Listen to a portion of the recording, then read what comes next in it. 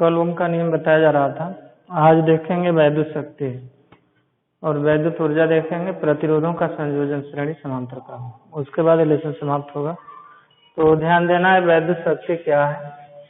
जो electric power होता है इसका मतलब ऊर्जा से होता है। किसी चालक में व्यय ऊर्जा की समय दर को वैद्युत शक्ति कहते हैं, जिसे P से दिखाया जाता है। P = W/T। कहने का मतलब किसी चालक में व्यय ऊर्जा की समय दर को कहा जाता है वैद्युत शक्ति, इलेक्ट्रिक पावर। P = W/T। इसमें मात्रक विमा की बात आएगी तो इसका मात्रक ध्यान देंगे। मात्रक ये होगा जूल प्रति सेकंड, जूल प्रति सेकंड, या यही होता है वाट, या इसको कहा जाता है वाट। ये बीमा की बात आती है तो बीमा ध्यान देना, जूल जो होता है ये mL/T-2 होता है और ये टाइम है तो T। तो इसका बीमी सूत्र जो होगा mL/T-3। यह जो राशि होगी ध्यान देना, ये वैद्युत शक्ति जो है, इलेक्ट्रिक पावर, ये अदिश राशि है। इसमें केवल परिमाण होता है, दिशा नहीं। तो परिभाषा इसका बताया गया, किसी चालक में व्यय ऊर्जा की समय दर को वैद्युत शक्ति या सामर्थ्य कहा जाता है। इसमें जो चालक में व्यय ऊर्जा है, तो चालक में जो व्यय ऊर्जा होती है प्रति सेकंड, वो जूल में, चूंकि जूल छोटा मात्रक है तो जूल से बड़े मात्रक भी हैं, जैसे मेगावाट है, जूल पर सेकंड को ही वाट कहा जाता है। तो इसमें देखेंगे व्यय ऊर्जा। तो वैद्युत ऊर्जा ध्यान देना, चालक में जो ऊर्जा व्यय होने की समय दर है उसको तो कहा गया है वैद्युत शक्ति, इलेक्ट्रिक पावर। लेकिन ये वैद्युत ऊर्जा इलेक्ट्रिक एनर्जी है, क्या है? Electric energy. तो इलेक्ट्रिक एनर्जी में ध्यान देंगे, इलेक्ट्रिक जो एनर्जी है W होगा, जैसे ध्यान देना किसी चालक में व्यय ऊर्जा को कहा जाता है वैद्युत शक्ति। तो ऊर्जा जो व्यय होगी तो चालक के सिरों के बीच वोल्टेज स्थापित करना पड़ेगा। और विभव की परिभाषा में तुम लोगों को बताया गया था V = W/T बताया गया था। तो कार्य करने की समय दर को ही, तो कार्य करने की जो समय दर है, मतलब आवेशों को अनंत से लाने में जो कार्य करना पड़ता है, तो उसको तो कहा गया वैद्युत विभव। तो कार्य जो होगा W/AQ होगा। एकांक आवेश को जब अनंत से लाया जाता है वैद्युत क्षेत्र में तो किया गया कार्य और आवेश का परिमाण कहलाया वैद्युत विभव। तो यही जो कार्य करना पड़ता है ऊर्जा के रूप में व्यय हो जाता है।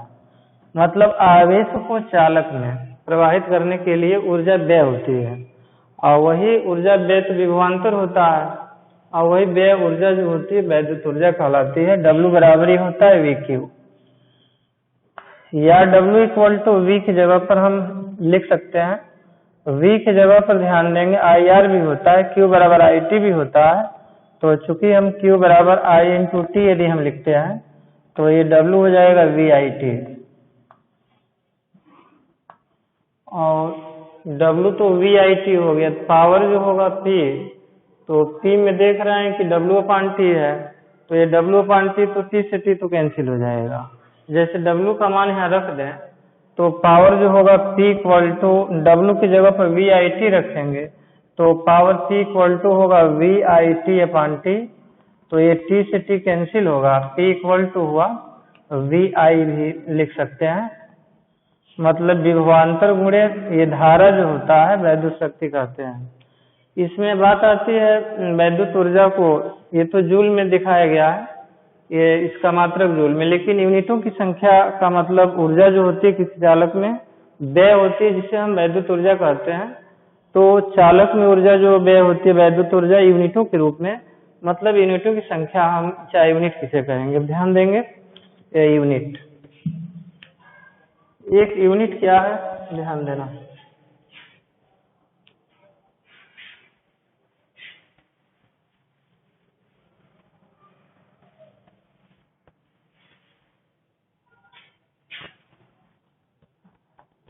एक यूनिट।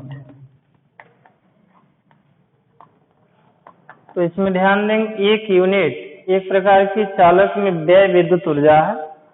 मतलब एक यूनिट विद्युत ऊर्जा चालक में व्यय होती है, तो एक यूनिट क्या है, तो चालक में व्यय ऊर्जा को यूनिट में दिखाया जा रहा है, जिसको बोर्ड ट्रेड ऑफ यूनिट भी कहा जाता है, BTU कहा जाता है। चालक में व्यय एनर्जी को ये शॉर्ट में BTU दिखाया जाता है। इसका ये पूरा नाम है बोर्ड ट्रेड ऑफ यूनिट, जिसको साधारण बोलचाल में यूनिट कह दिया जाता है।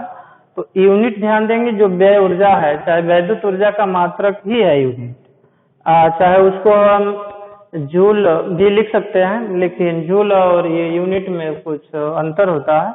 अब बात आती है कि एक जूल, चाहे एक यूनिट को यदि हम जूल में ले जाना चाहें तो कितना होगा, तो इसमें ध्यान देंगे एक यूनिट विद्युत ऊर्जा है, तो विद्युत ऊर्जा को तो दिखा रहे थे हम W से। W इक्वल टू लिखा गया है, W बराबर ये है VIT, तो T से T कैंसिल हुआ है, तो VIT अपान जब Q लिखेंगे तो W बराबर VIT अपान यहाँ Q लिखा जा सकता है। अब यहाँ थोड़ा सा ध्यान देना है कि वोल्ट एम्पियर सेकेंड है, Q है आवेश, तो W की जगह पर मान तो VQ ही रहेगा, Q बराबर I2 बटा Q नहीं रहेगा।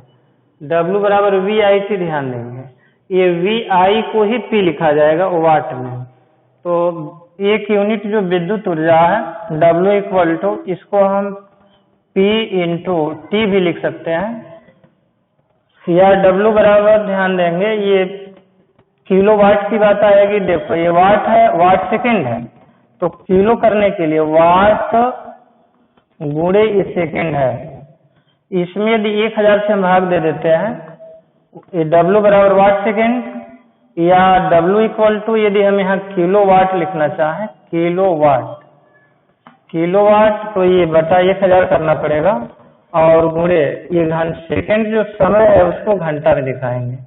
तो कहने का मतलब ध्यान देंगे, किलोवाट घंटा, किसी चालक में एक घंटे में यदि 1 किलोवाट विद्युत ऊर्जा व्यय होती है तो यूनिटों की संख्या होगी 1। मतलब एक यूनिट वह विद्युत ऊर्जा है जो किसी परिपथ में, किसी चालक में 1 घंटे में व्यय होती है, जबकि वैद्युत शक्ति 1 किलोवाट हो।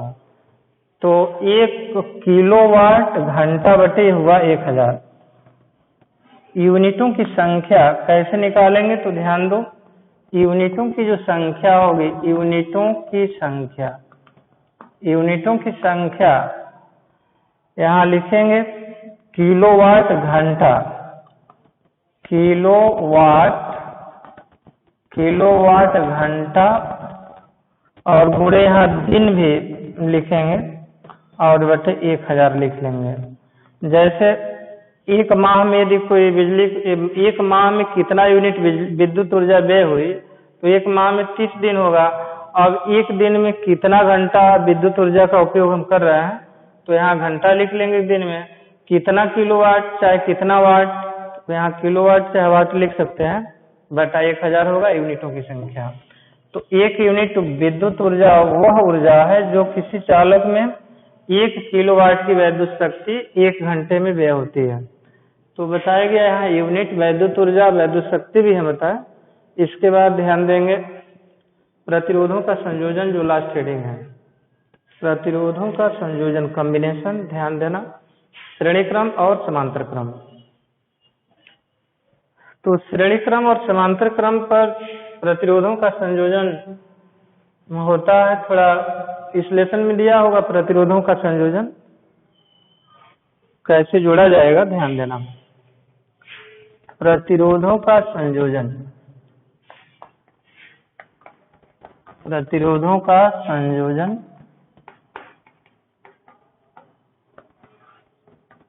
पहला श्रेणी क्रम, पहला है श्रेणी क्रम, और इसमें ध्यान देना प्रतिरोधों, इसमें मान लेंगे प्रतिरोध जो देख रहे हैं ये R1 है, दूसरा प्रतिरोध है R2 और तीसरा प्रतिरोध है AR3, और इसको जिस सप्लाई से जोड़ा जा रहा है उस सप्लाई का वोल्टेज मान लिया जाए V, तो ध्यान दो, इससे जो प्रतिरोध श्रेणी क्रम का मतलब बहुत से प्रतिरोध दिए गए हों और पहले प्रतिरोध का दूसरा सिरा दूसरे के पहले से, दूसरे का दूसरा तीसरे के पहले से, तो ऐसा संयोजन होता है श्रेणी क्रम, इन सीरीज होता है। और इसमें धारा की जो प्रबलता होती है, सब में धारा आई तो समान होगी, सब में वैद्युत धारा आई समान होगी, लेकिन प्रतिरोधों के अनुसार जो वोल्टेज होगा, प्रतिरोधों के सिरों के बीच जो विभवांतर होगा वह भिन्न भिन्न होगा। तो इसमें ध्यान देंगे, सप्लाई का जो टोटल वोल्टेज है V, तो वह V इक्वल्स टू होगा V1 plus V2 plus V3 और ये प्लस होगा डैश डैश। और V इक्वल्स टू ध्यान देंगे यहाँ I R1 लिखेंगे, V2 की जगह पर IR2 और ये होगा IR3 और ये प्लस डैश डैश। या V equals to I common लेंगे तो यहाँ हुआ R1 प्लस R2 और ये प्लस हुआ R3 प्लस डैश डैश। इसमें ध्यान देंगे वोल्टेज तो मालूम हो गया, यदि परिपथ का तुल्य प्रतिरोध R माना जाए तो क्या होगा। यदि परिपथ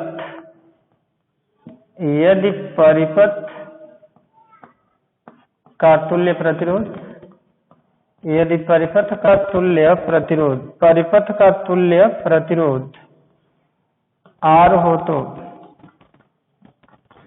तो R इक्वल टू V अपान होगा I, या R बराबर V का मान रखेंगे तो I in bracket R1 plus R2 plus R3 plus dash dash upon I। तो ये I से I कैंसिल होगा, तुल्य प्रतिरोध R equal to R1 plus R2 plus ये हुआ R3 प्लस डैश डैश। कहने का मतलब इसमें ध्यान देना है, प्रतिरोधों के श्रेणी संयोजन में वैद्युत धारा सभी प्रतिरोधों में समान, प्रतिरोधों के अनुसार विभवांतर अलग अलग होता है, और इस प्रकार के संयोजन में जो तुल्य प्रतिरोध होता है सभी प्रतिरोधों के योगफल के बराबर होता है। R equal to R1 plus R2 plus ये R3 होता है। अब इसके बाद ये लास्ट है समांतर क्रम। समांतर क्रम में ध्यान देना है। दूसरा है समांतर क्रम संयोजन, प्रतिरोधों का समांतर संयोजन, समांतर संयोजन, समांतर संयोजन।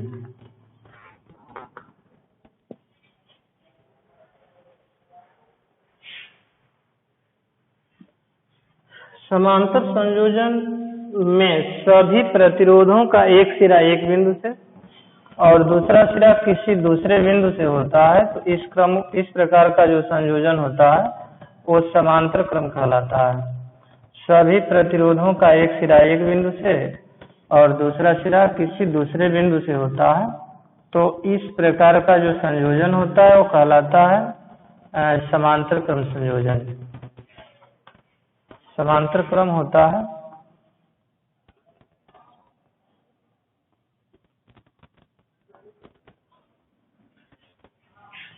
तो ये तो वोल्टेज है, इसमें I, तो यहाँ आकर धारा तीन भागों में बढ़ जाएगी। R1 में I1 और ये R2 में जो धारा होगी उसको हम I3 और इसमें I3 मानेंगे, प्रतिरोध होगा R3, फिर ये सभी धाराएं इस संधि पर आकर फिर I एम्पीयर की वैद्युत धारा इसमें आ जाएगी। और वोल्टेज सभी प्रतिरोधों के सिरों के बीच जो वोल्टेज होगा विभवांतर वो तो सेम होगा। समांतर क्रम में वोल्टेज समान होता है, प्रतिरोधों के अनुसार धारा अलग अलग होती है। तो धारा I बराबर ध्यान देना, धारा I इक्वल टू तीन भागों में, तो I1 प्लस I2 प्लस ये होगा I3। तो I इक्वल टू I1 की जगह पर हम लिख सकते हैं V अपान R1, इसके जगह पर V अपान R2 और ये होगा V अपान R3। तो इसमें यदि हम लिखना चाहें तो V को तो हम V को कॉमन ले सकते हैं। I इक्वल्स टू हुआ V और इंटू 1 अपान R1 प्लस 1 अपान R2 प्लस 1 अपान R3। यदि परिपथ का ये जो विभवांतर है तुल्य प्रतिरोध, यदि परिपथ का कुल प्रतिरोध, यदि परिपथ का तुल्य प्रतिरोध R हो तो, तुल्य प्रतिरोध R हो तो 1 अपान R जब लिखेंगे तो ये होगा I अपान V, ये होगा आई अपान वी, व्युत्क्रम होगा। जैसे ध्यान देना, ये आर केवल रहता तो वी अपान आई रहता, 1 अपान आर है तो आई अपान वी मान रखेंगे आई का यहाँ से, 1 अपान आर इक्वल्स, ये आई का मान जब रखेंगे तो V in bracket 1 upon R one plus 1 upon R two plus 1 upon R three, और ये अपान वी तो वी से वी तो कैंसिल होगा, ये हुआ 1 upon R equals 1 upon R one plus 1 upon R two plus 1 upon R three. इसमें ध्यान देंगे निष्कर्ष निकला कि समांतर क्रम में तुल्य प्रतिरोध का व्युत्क्रम उन प्रतिरोधों के अलग अलग व्युत्क्रमों के योगफल के बराबर होता है। परिपथ में ऐसा संयोजन वहां होता है जहां सबसे कम प्रतिरोध की आवश्यकता हो। घरों में जो वायरिंग होती है वो समांतर क्रम में ही होती है। समांतर क्रम में तुल्य प्रतिरोध का व्युत्क्रम उन प्रतिरोधों के अलग अलग व्युत्क्रमों के योगफल के बराबर होता है। यदि इसमें ध्यान दो, जो तुल्य प्रतिरोध होगा सबसे छोटा से छोटा जो प्रतिरोध होगा, सबसे कम जो प्रतिरोध होगा उससे भी कम तुल्य प्रतिरोध होगा 1 अपान आर। तो इस तरह से लेसन तो समाप्त हो जाता है। अब अगला लेसन होगा, उसको अब अगले दिन शुरू करेंगे। उसको बंद कर दो।